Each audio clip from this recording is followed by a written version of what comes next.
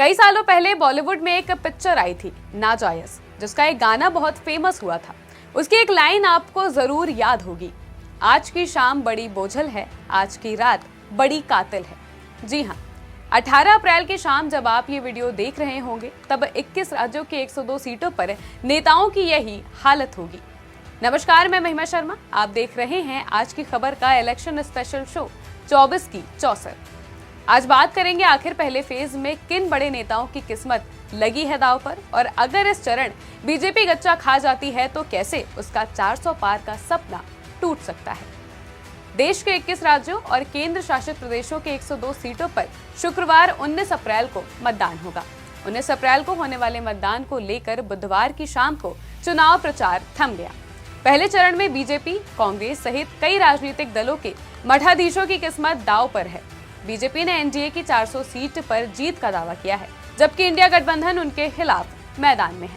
बता दें कि बीजेपी ने लोकसभा चुनाव में 370 पार का नारा दिया है, तो एनडीए ने 400 सीटों का आंकड़ा पार करने का नारा दिया है। पहले एक नजर डाल लेते हैं किन नेताओं की किस्मत का फैसला पहले चरण में ही हो जाएगा। पहले चरण में इन हस्तियों की किस्मत दांव पर। नितिन गडकरी, नागपुर, महाराष्ट्र। केंद्रीय सड़क परिवहन और राजमार्ग मंत्री नागपुर सीट से बीजेपी के उम्मीदवार हैं। नागपुर से हैट्रिक लगाने का मौका है। 2014 में 7 बार के सांसद विलास मुत्तेमवार को 2.84 लाख वोटों के अंतर से उन्होंने हराया था। 2019 में महाराष्ट्र कांग्रेस प्रमुख नाना पटोले को 2.16 लाख वोटों से हराया था। जितिन प्रसाद, पीलीभीत, उत्तर प्रदेश। कांग्रेस से बीजेपी में आए पिता स्वर्गीय जितेंद्र प्रसाद सोनिया गांधी के राजनीतिक सलाहकार रहे। पीलीभीत से वरुण गांधी की जगह जितिन प्रसाद को मैदान में उतारा गया है। जितिन प्रसाद एसपी के भगवंत सरन गंगवार और बीएसपी के अनीस अहमद खान के त्रिकोणीय मुकाबले में फंसे हैं। 2004 में शाहजहांपुर सीट से कांग्रेस के टिकट पर चुनाव लड़ लोकसभा चुनाव जीता था। 2009 में मनमोहन सरकार में धौरहरा सीट जीतने के बाद केंद्रीय मंत्री बनाए गए। ए राजा, नीलगिरी, तमिलनाडु। ए राजा या अंडीमुथु राजा पूर्व दूरसंचार मंत्री और डीएमके पार्टी के वर्तमान सांसद हैं। नीलगिरी निर्वाचन क्षेत्र में फिर से चुनाव लड़ रहे हैं। 2014 में हार गए थे, लेकिन 2019 में जीते। बीजेपी के एल मुरुगन उनके खिलाफ चुनाव लड़ रहे हैं। मुरुगन केंद्रीय मत्स्य पालन राज्य मंत्री भी हैं। पहली बार मध्य प्रदेश से राज्यसभा के लिए चुने गए थे मुरुगन। के अन्नामलाई, कोयम्बटूर, तमिलनाडु। पूर्व आईपीएस अधिकारी के अन्नामलाई और वर्तमान तमिलनाडु भाजपा अध्यक्ष द्रमुक नेता गणपति पी राजकुमार और अन्ना द्रमुक के सिंगाई रामचंद्रन चुनाव मुकाबले में हैं।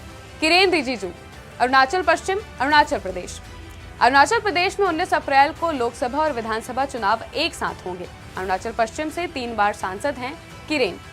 अरुणाचल पश्चिम से 3 बार सांसद हैं किरेन। अरुणाचल प्रदेश कांग्रेस के वर्तमान अध्यक्ष नबाम तुकी से मुकाबला है। गौरव गोगोई, जोरहाट, असम। लोकसभा में कांग्रेस के उपनेता और पूर्व मुख्यमंत्री तरुण गोगोई के बेटे हैं गौरव गोगोई। 2014 से 2 बार लोकसभा चुनाव जीते हैं। जोरहाट के मौजूदा सांसद टोपोन कुमार गौरव गोगोई के खिलाफ चुनाव लड़ रहे हैं। नकुल नाथ, छिंदवाड़ा, मध्य प्रदेश।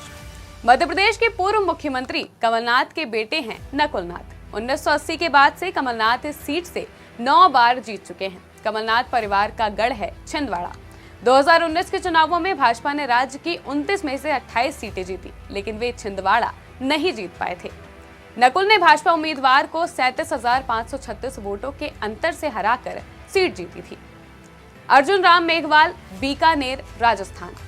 अर्जुन राम मेघवाल ने 2009, 2014 और 2019 में ये सीट जीती। अर्जुन राम मेघवाल चौथी बार कांग्रेस उम्मीदवार गोविंद राम मेघवाल के खिलाफ लोकसभा चुनाव लड़ रहे हैं। तमिलिसाई सौंदर्य राजन, चेन्नई, दक्षिण तमिलनाडु।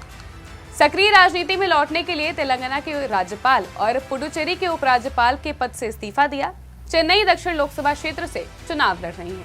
अनुभवी कांग्रेस नेता कुमारी अनंतन की बेटी हैं। 2019 के लोकसभा चुनाव में डीएमके की कनिमोझी के खिलाफ चुनाव लड़ा, लेकिन बड़े अंतर से हार गई थी। दयानिधि मारन, चेन्नई, सेंट्रल तमिलनाडु। डीएमके ने निवर्तमान सांसद दयानिधि मारन को मैदान में उतारा है। भाजपा ने विनोद पी सेल्वम को मैदान में उतारा है। इमरान मसूद, सहारनपुर, उत्तर प्रदेश। पश्चिमी उत्तर प्रदेश की सबसे महत्वपूर्ण लोकसभा सीटों में से एक सहारनपुर में त्रिकोणीय मुकाबला है। इमरान मसूद 9 बार सांसद यानी कि 5 बार लोकसभा सदस्य और 4 बार राज्यसभा सदस्य रशीद मसूद के भतीजे हैं। कांग्रेस सपा गठबंधन के उम्मीदवार इमरान मसूद, भारतीय जनता पार्टी के राघव लखनपाल शर्मा, बहुजन समाज पार्टी के माजिद अली चुनावी मैदान में हैं। जाहिर सी बात है, अगर बीजेपी को अपने 400 पार का लक्ष्य पाना है तो न सिर्फ उसे अपनी जीती हुई सीटों को बरकरार रखना होगा, बल्कि नई सीटों पर भी भगवा परचम फहराना होगा। 24 के चौसर में फिलहाल इतना ही। देश और दुनिया की तमाम खबरों के लिए देखते रहिए आज की खबर।